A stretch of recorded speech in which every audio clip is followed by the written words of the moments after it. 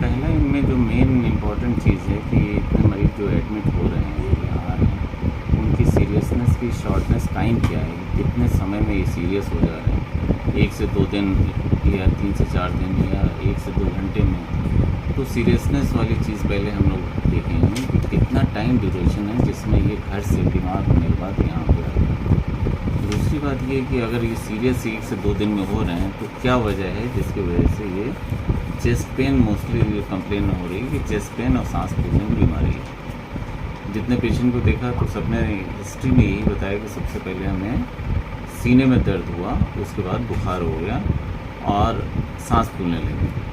तो ये सिम्टम के साथ में हम सारा इन्वेस्टिगेशन करेंगे और इन्वेस्टिगेशन का जो हमारा मोड रहेगा वो ब्लड का रहेगा, यूरिन टेस्ट होगा और सीरम होगा और स्टूल भी, कुछ जिन पेशेंट में डायरिया का कंप्लेन है उनके स्टूल की भी जांच हम लोग करवाएंगे। साथ में जो फेरेंजियल स्वाब भी हम लोगों ने कराया है। ये सब टेस्ट होने के बाद में जितनी जल्दी से कोशिश करेंगे कि हम लोगों का रिपोर्ट आ जाए तो हम लोग निष्कर्ष पे पहुँचेंगे। एक बात। दूसरी बात, जो पेशेंट्स आए हैं वो मोस्टली 2 ब्लॉक से ज़्यादातर हैं, एक बांसडीह और दूसरा गढ़वाल।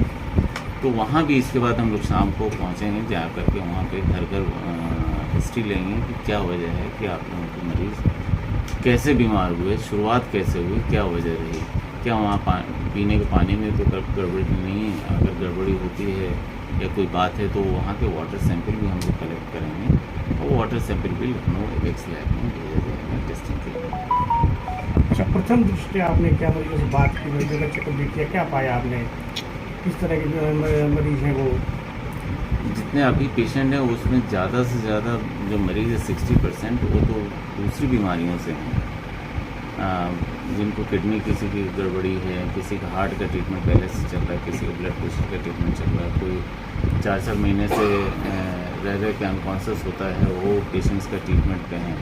और जो यंग पेशेंट्स हैं वो सांस फूलने और चेस्ट पेन की हिस्ट्री से आए हुए हैं। अच्छा, सामान्य तौर पर जो जिला अस्पताल में मरीज आते हैं इलाज के लिए, मौतों का जो आंकड़ा रहता है वो, और पिछले 1 सप्ताह में जिला अस्पताल में आने वाले मरीजों का जो मौत का आंकड़ा है, क्या आपको लगता है कि वो कहीं ना कहीं असामान्य है? हाँ, बिल्कुल असामान्य है। इतना एकदम से जो संख्या देखी गई है, संख्या लाइन लिस्टिंग आई है, कितनी मौतें हैं?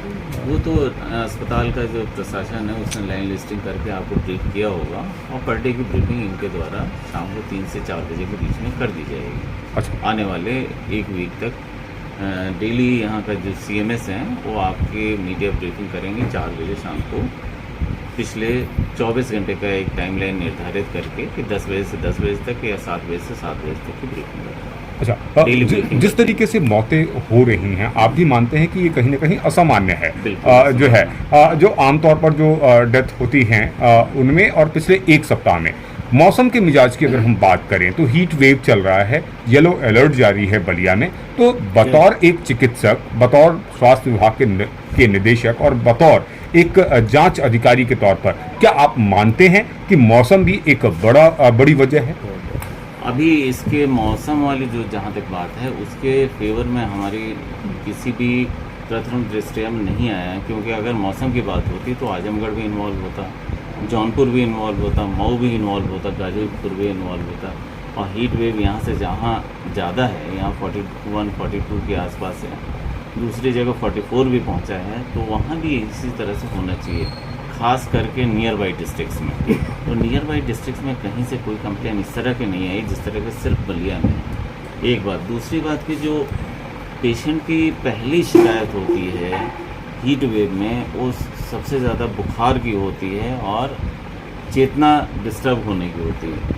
तो बुखार वाली कंप्लेन नहीं है, चेस्ट पेन है, डिस्निया है, सांस फूलने की भी तकलीफ़ है, और थर्ड पे बुखार है, और बुखार इतना ज़्यादा नहीं है कि 104, 105, 106 हो जाए, जिससे कि इमीडिएटली डेथ हो जाए। हीट वेव में 106, 105, 104 का आंकड़ा छूना चाहिए, वो अभी तक DST में मुझे दिखाई सर, नहीं। ये सिम्टम्स जो सिम्टम्स पाए गए हैं, जिनकी जो मौतें हुई हैं, इनके सिम्टम्स जो है वो क्या इशारा कर रहे हैं, किस तरह इशारा कर रहे हैं, किस तरह की बीमारी का इशारा कर रहे हैं?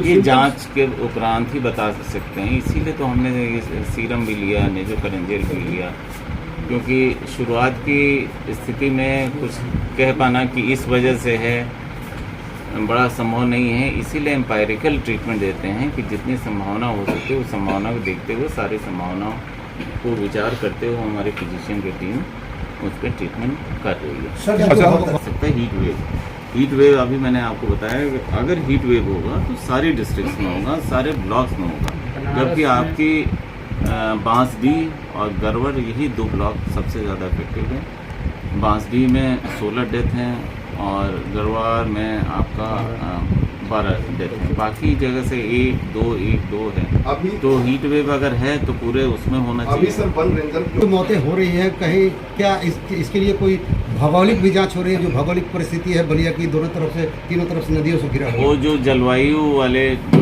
लोग हैं डिपार्टमेंट, उनसे सुबह रिक्वेस्ट किया गया है कि वो भी आकर के, क्योंकि हमने देखा एक तरफ एज पे दोनों साइड से नदियां जा रही हैं और नदियों के किनारे जो ब्लॉक हैं उनमें ज़्यादा अफेक्टेड हैं, तो उनसे भी रिक्वेस्ट की गई कि आकर के वो लोग अध्ययन करें और वहाँ के पानी की स्पेशली जांच करें, क्योंकि ऐसा तो नहीं उथला पानी पिए जा नल हो जो नदी इन्फेक्टेड हो रही हो और वो उथले पानी के पीने की वजह से ये लोग बीमार पड़ रहे हैं या कोई और बात हो सकती है।